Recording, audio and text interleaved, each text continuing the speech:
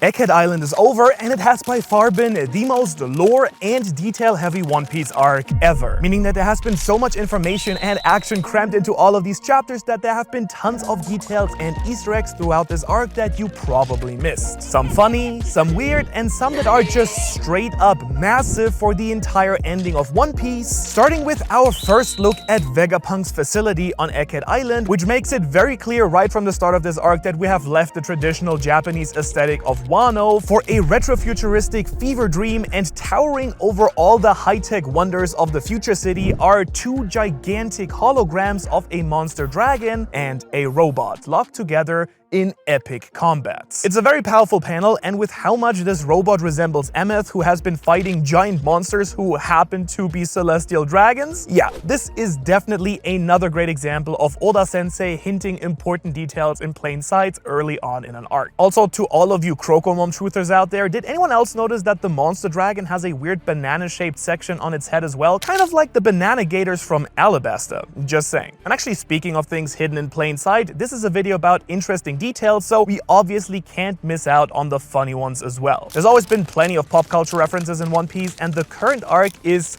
no exception.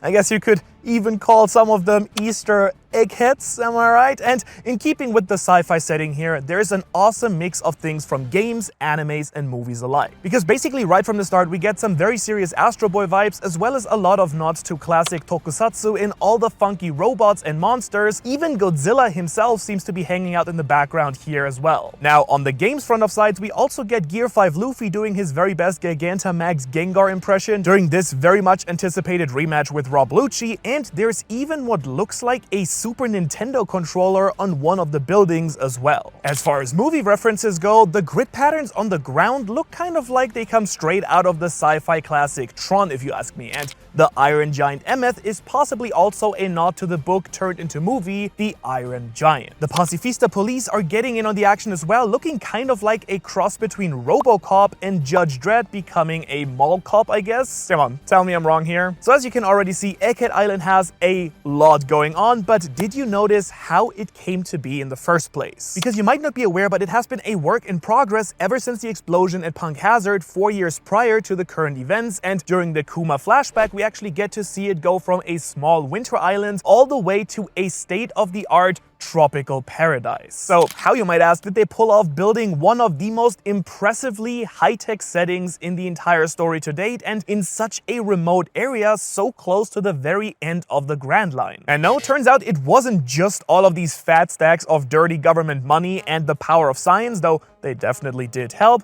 because as it turns out, the secret ingredient was actually crime all along. You see, during the 6 months that Kuma and Bonnie were on Egghead Island for treatment, we see some of the construction of the island, as well as a panel showing a massive container ship arriving with Umit cargo ship written on the sides. Now, back during Big Mom's Big Tea Party, we were actually introduced to the Empress of the Underworld, one of which is known as Deep Ocean Current Umit, a very influential shipping magnate, it turns out. From the cover story of chapter 1069, we actually know that even back in his Mads days, Vegapunk had Loan Shark King Lou Feld as a financier as well, so between him and Stussy, another underworld agent herself, he would have had no trouble getting hooked up with whatever he needed to make all his science dreams come true. In other words, yeah, Vegapunk was very active in the One Piece underworld. But now you might also be curious about what Vegapunk has actually been doing on Egghead Island, well, when he wasn't busy betraying the world government, that is. We've kind of known that things weren't as they seem ever since the reveal that the Island of Future has actually been recreating advanced technology from the lost past. So isn't it kind of fitting how our first proper look at the Mother Flame at the beginning of the Egghead Island arc wasn't actually our first time seeing it at all? That's right. All the way back during Thriller Bark, we also had one of the best scenes of cover stories, NL's Great Space Operations. And if you look closely, one of the final installments had NL inspecting an ancient mural depicting the moon races leaving to settle on the planet below, and in the top left is what seems to be a very familiar circular structure containing a freely burning flame. So could it be that Oda really teased the Mother Flame all the way back in 2006? 7, the absolute mad lad? Considering all the other connections between these two arcs, it's honestly very likely. The 4 automata NL finds on the moon were built by Dr. Tsukimi, a scientist from Vegapunk's home island, and there are also a lot of robotic assistants on Egghead 2, including a few which look very much like those automata. In fact, some of them even have things like history and petrology written on them to show which departments they apparently work for, which I thought was a bit of a nice touch there by Oda as well. And really overall, the Egghead Island arc emphasizes the importance of energy and natural resources, just like Skypiea did. Through the cover story, we learned along with NL how the winged races probably left their home due to a lack of resources on the moon, so in hindsight it was kind of like getting a peek at Vegapunk's worst case scenario basically, which would be the Earth being completely destroyed. Both arcs also have ominous flying ships with the power to destroy entire islands, even though the arc Maxime got NL to the moon without any kind of mother flame, because really, who needs an eternal power source when being a lightning Logia fruit user basically makes you the final evolution of the Energizer Bunny Moon Rabbit edition. Also, it's been pretty clear for a while that the good Dr. Vegapunk was going to be very different from a lot of other characters that we've met, but who else did a serious double take when we met Vegapunk for the very first time? I mean, after years expecting some kind of eccentric old man in a lab coat, I don't think I was the only one who was pretty surprised when out of nowhere we got introduced to a hot blonde in a bodysuit. Especially since she was trying to mug the Straw Hats, like the Thousand Sunny was some type of stagecoach and she was a highwayman, only with fewer horses and more giant robots. And even after learning more about the Vegapunk satellites, we still don't really know why Lilith looks so familiar, and I'm not just talking about how you could have a pirate crew made up entirely of One Piece women who look kind of like Nami, though for the record that would be both hilarious and terrifying at the very same time. No, I mean that with her asymmetrical blonde fringe and big sparkly shoujo eyes, she looks a lot like Sanji's mom, or at least as if Windsmoke Sora had a bratty little sister who joined a cyberpunk biker gang in high school. You see, all the male satellites of Vegapunk are either retro-looking robots or a Daft Punk understudy, but if we continue with the Dad Moms Club theme, then you can't really deny that with her hairstyles and spunky attitude, Atlas also bears more than just a passing resemblance to Ginny, Bonnie's mom. So Vegapunk seems to have always taken the gotta catch 'em all approach when it comes to collecting his biological samples if Kaido and King are anything to go by, and with both Sora and Ginny being linked to him through Mads and the Revolutionaries respectively, it's entirely possible, I think, that he got his hands on their lineage factor at some point as well. Either that or they just made enough of an impression on him to be inspiration for his satellites later on. Really, York was somehow the hardest to place, and at first all I could find was one of the Celestial Dragons who was competing at God Valley, that member of the Manmayer family in that hat here. But coming back to it a little bit later now, I kind of realized that York actually kind of resembles the Tontada Princess Moncheri a little bit as well, right? Like, can't just be me looking at these two, right? Like,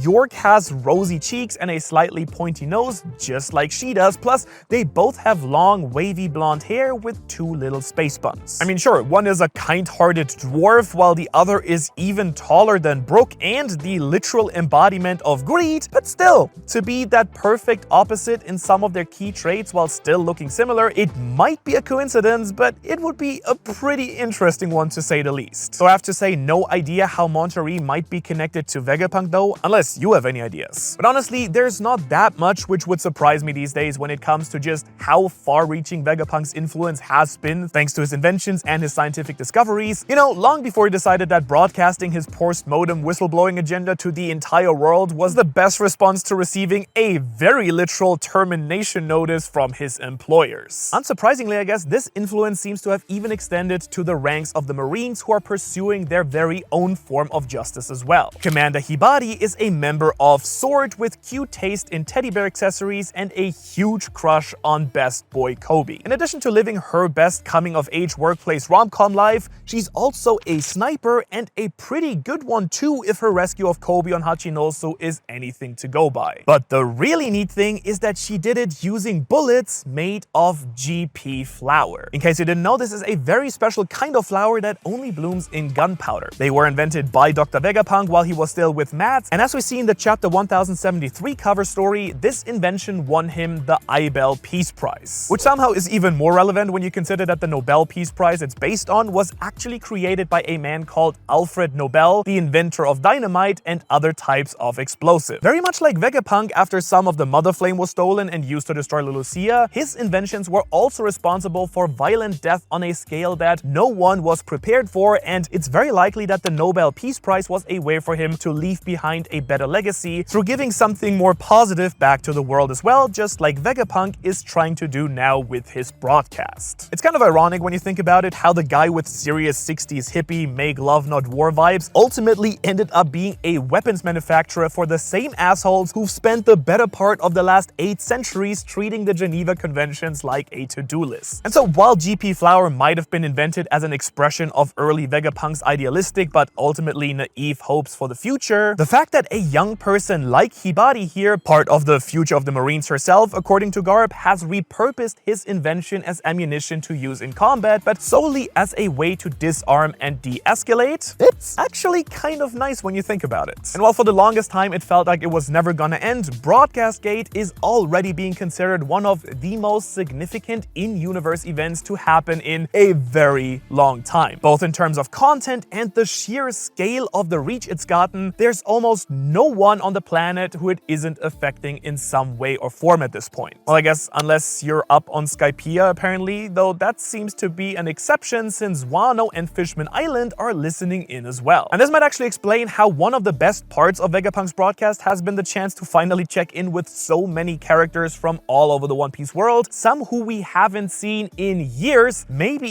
even decades. And it also gives some serious perspective on just how hard the world government goes when it comes to enforcing censorship. Because when the fate of Lulusia was revealed, it's pretty clear now that the vast majority of the entire world had no idea it even ever happened. I think one of the best examples of this is a great panel of Vice Admiral Komil with a nice hot cup of joe and a look of absolute horror on his face. It's pretty simple, but if you've read Ace's cover story, Ace's Great Blackbeard Search, then you'll know that there's a lot of emotion packed into that one reaction, and it's all down to the coffee. You see, you probably don't know that Komil is in charge of the G2 Marine Base, which is located just northeast of the gaping hole formerly known as the Kingdom of Lulusia. And over the course of Ace saving Moda the milkmaid, he also ends up saving one of Komil's men from a fire, and even Komil himself from the nasty bitter coffee that they serve at the base. Turns out our man Komil here is the decent kind of guy who appreciates the little things in life, and getting a steady supply of high quality milk for the base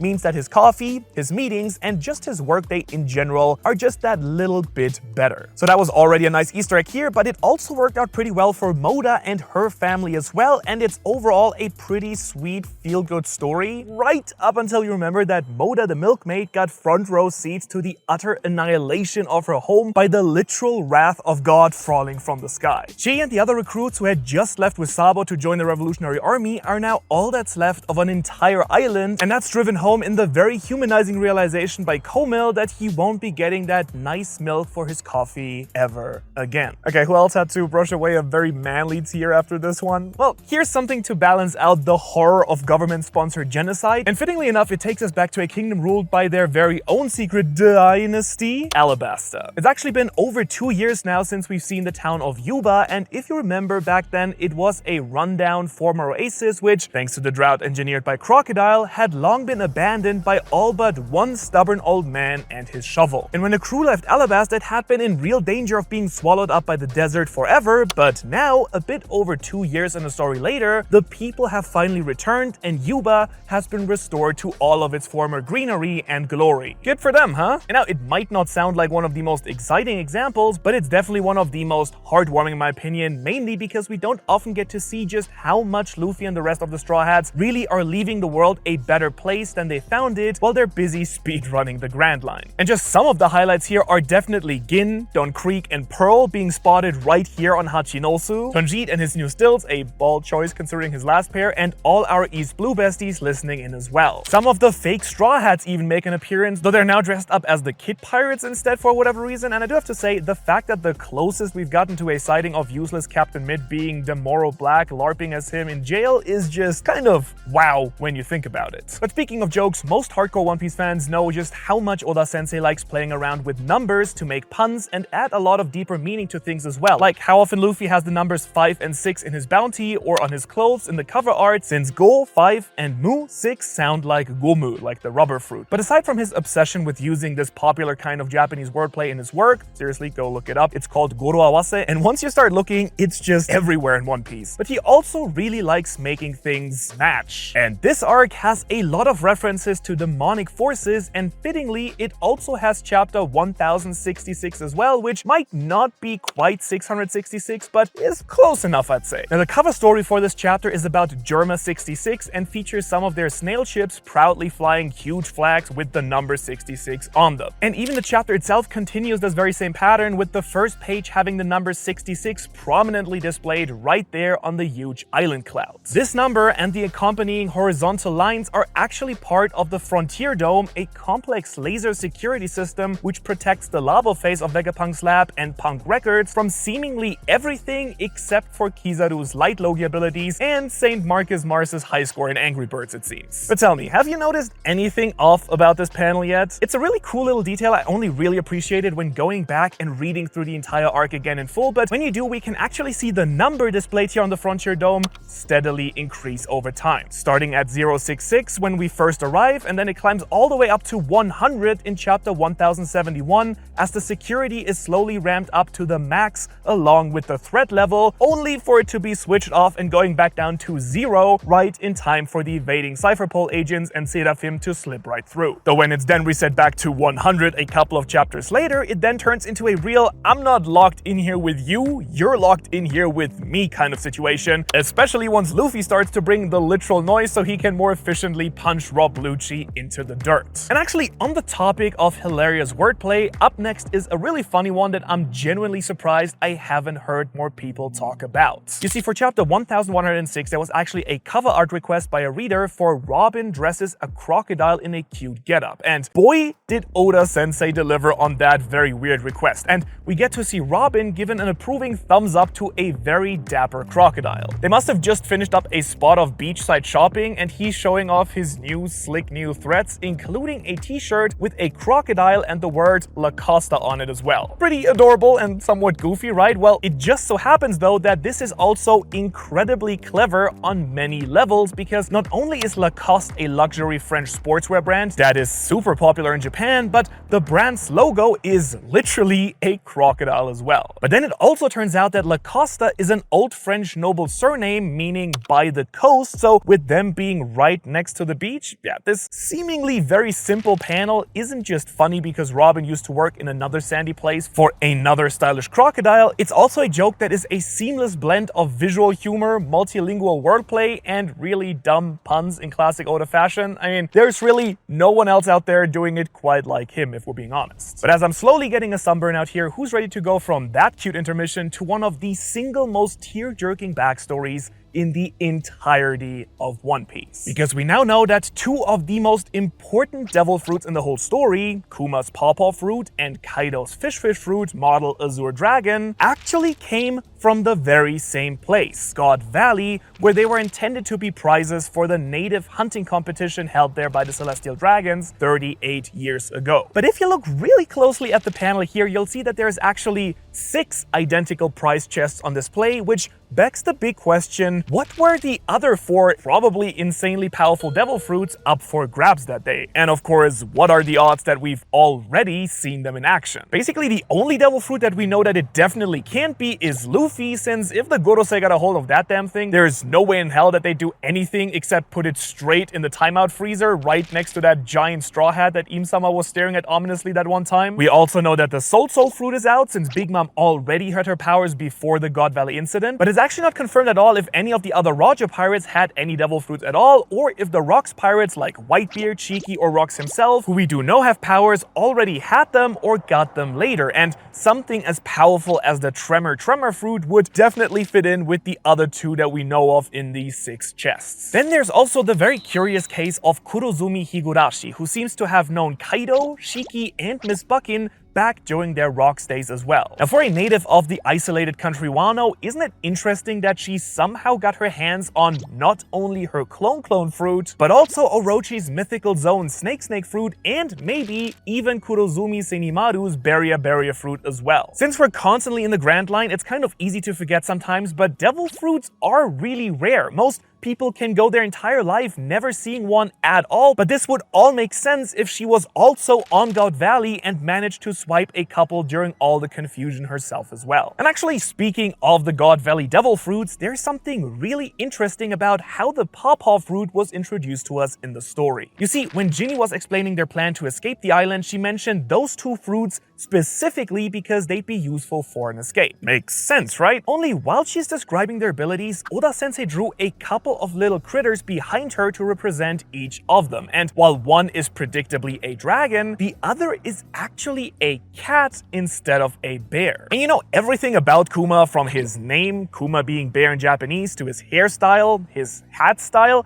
has always been pretty bear themed. So why is it different just this one time in the story? Well, the simplest explanation is of course that Ginny only just met Kuma and is thinking of the very first animal with paws which comes to mind, and most people would probably agree with you. But then when you consider any of the increasingly popular theories linking Nefatari di Lily and or Vivi to the pawpaw fruit, that's when it gets really interesting. Can you remember Vivi telling the Straw Hats about a certain animal that the people of Alabasta hold very sacred? That's right, it's the sea cat. And this reverence isn't really new either, since there's a bunch of statues and carvings of sea cats inside of the thousands of years old tomb of the kings, even if there being a secret entrance to it underneath one was an anime edition only. But not only that, they're also shown to kind of look like a maneki neko, a white lucky cat with a raised paw, which is meant to bring good fortune in Japan. And what does the cat in Ginny's explanation look like? Yep, you guessed it, a white cat with a raised paw. And here's something else that I'm sure at least some of you with very advanced observation haki might have noticed as well. While Kuma is off on his best stat in the One Piece World Tour, why don't we see him visit Amazon Lily? Think about it. We gotta look at a bunch of the places that he visits while trying to find a good doctor for Bonnie, and what do you know? They're looking pretty familiar. Torino Kingdom, Kuraigana Island, Karakuri Island, Tequila Wolf, Witheria, the Boyne Archipelago, they're all places that Kuma then sent the Straw Hats to after they fought him at Sabaody. And of the three that aren't, as a friend of Ivankov, he definitely could have visited the Kamabaka Queendom at some point, and being located in Paradise, even Namakura Island could be explained by his revolutionary or warlord activities, though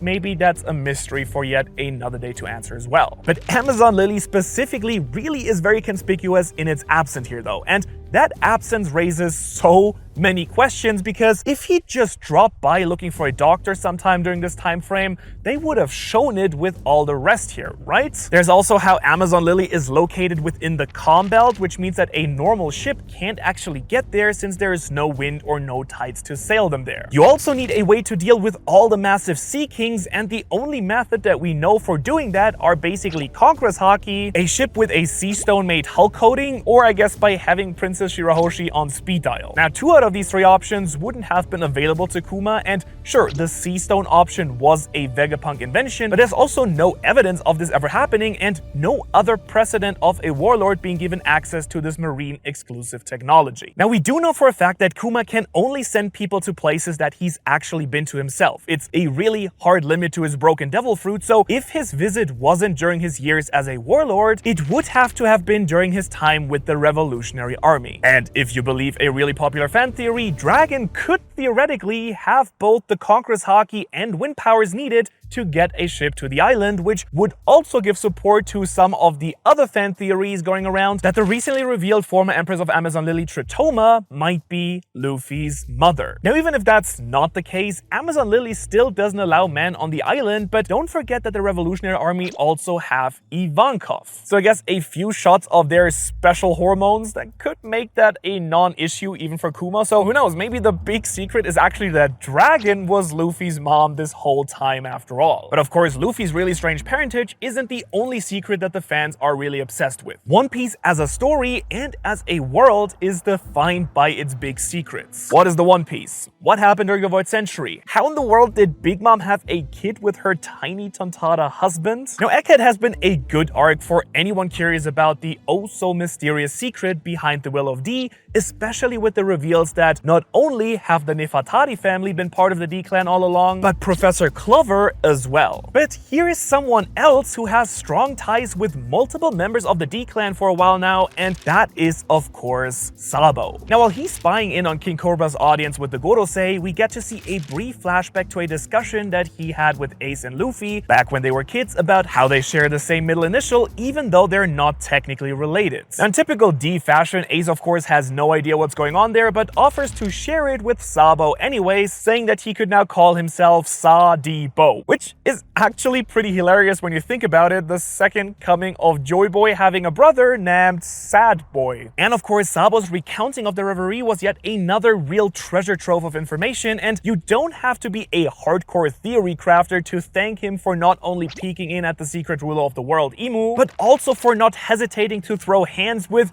the most powerful people in the world when given the opportunity. Now, of course, there's still a lot of theories and speculation on who or what Imu-sama actually is, especially since we only heard their first spoken dialogue back in chapter 1085. With the character design being so heavily obscured, we don't have a lot to go on here, though it is true that you can tell a lot about a character from how they speak, how they act, and the way that they interact with others. But do you know yet another great way to work things out about a character? Sword math. You see, apart from the confrontation between Cobra and the Gorosei, Im-sama is almost always depicted alone, and usually in settings where it's impossible to use any nearby things as a frame of reference, right up until they sit on the empty throne. Now, as is so often the case in One Piece, it's kind of hard to actually scale with total accuracy, especially with the tall black hat thing that they always seem to wear and their long train of shadows. But when we get a nice top-down view of the throne itself and the upright swords around it, suddenly, we do have something to work with here. With everything that we've seen from the Celestial Dragons and their bigotry, it seems fairly safe to assume that all 20 of the original kings were humans, which means that the weapons and throne were likely made to be an appropriate size for a human being as well. Now, that being said, we do know that Celestial Dragons do range quite a bit in height from normal to Doflamingo, but even if all 20 swords here were sized for someone 3 meters / 10 feet tall like him, it's still a fair guess that in comparison, Im-sama is at best maybe Luffy's height, but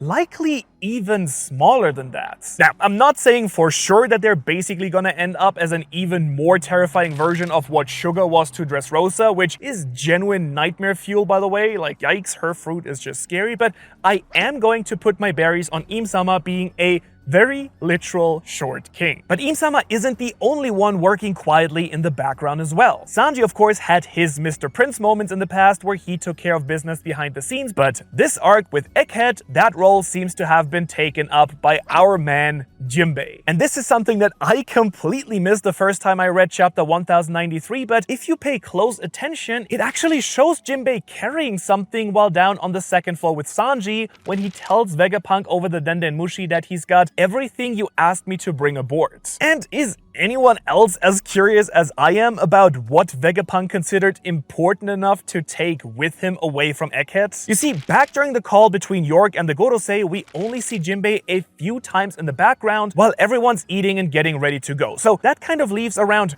3 whole chapters where we don't see Jinbe at all, and no one else ever mentions or questions what he was doing during all that time. Apart from a brief reaction shot when Saint Saturn arrives on the island, we don't see him again until chapter 1110, despite him saying he'll head to rendezvous with everyone else at the back exit. And by the time the others arrive, he's already left yet again to go and fetch Zoro, so we really have no clues whatsoever for what kind of fancy scientific MacGuffin he was actually secretly stowing away on the Thousand Sunny, though I do feel it's pretty safe to say that we'll definitely be finding out hopefully sooner than later. Also, did anyone else notice that by now we've actually seen 2 former slaves from 2 different marginalized races climb the red line and cause a hell of a lot of holy property damage when they got to the top? Bartholomew Kuma, the Buccaneer, and Fisher Tiger, the Fishman, both have complex complex and deeply tragic backstories, wanting nothing more than freedom for themselves and others. And then of course there's also Emeth. Now,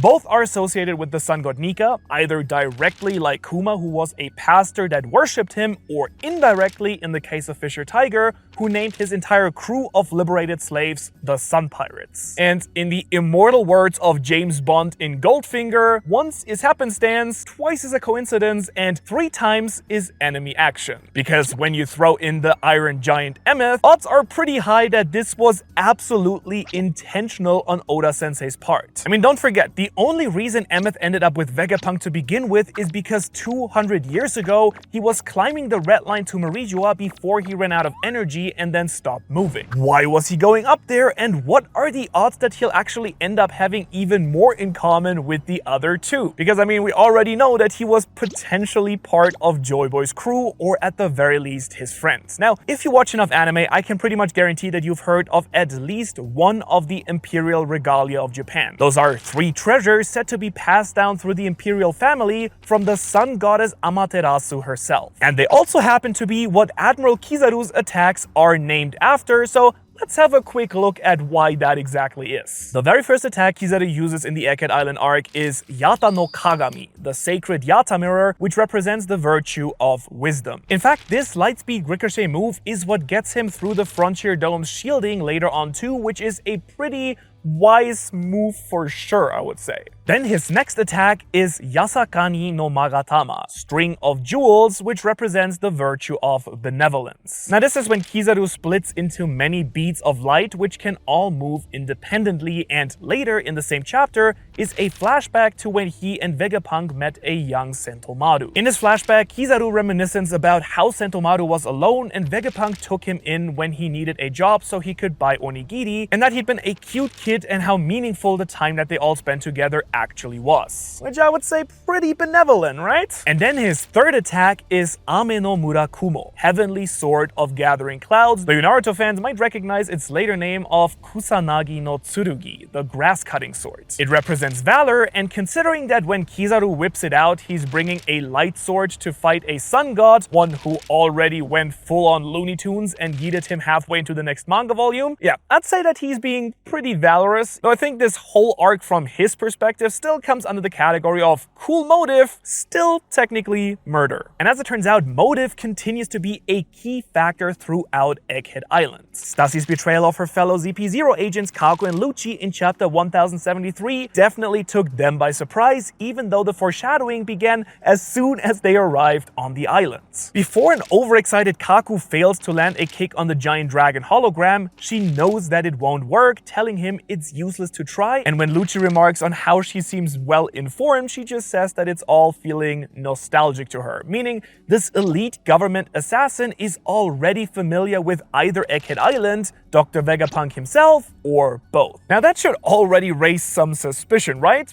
Well, no, you might say. It isn't all that weird for a member of an intelligence agency to have intelligence on the place that they're targeting, right? Especially when we know that she's been undercover as an underworld emperor, a group that Vegapunk, as we talked about, has been affiliated with for many years. But thanks to their very vocal complaints, after Kaku follows up his attempt to kick light by almost getting laser murdered by the Labo Phase's intercept system, we're shown for the very first time clearly that she's actually holding things back from her fellow agents. And then on the very same page here that Lilith says they're after our necks, there's a truly incredible set of panels of Stussy looking sideways at the satellites while she's speaking, and the line of her gaze goes, of course, directly through Lucci's neck. And with the way that she quite literally goes for the throat when it's time for her to reveal that she's been a loyal to Vegapunk all along, it's pretty clear that whoever it was in the world government who thought it was a good idea to hire Stussy really was biting off more than they could chew, quite literally. And then who else got super excited when the Giants rocked up to Egghead Island mid-buster call from literal hell to fetch the Straw Hats like a pack of over-enthusiastic, battle-hardened Uber drivers? course, as Wano came to a close, we all knew that Elbaf would be coming sooner or later, but it looks like our OG giant besties here are even more impatient for the crew to finally get to Elbaf than we are, and it's absolutely fantastic. And this is probably one of the very few occasions where airdropping in an entire crew of giant pirates isn't overkill either, with Dory and Broggy teaming up just like they did on Little Garden to help Luffy out against the Gorosei. After a particularly strong attack by a transformed Saint Mercury is unleashed,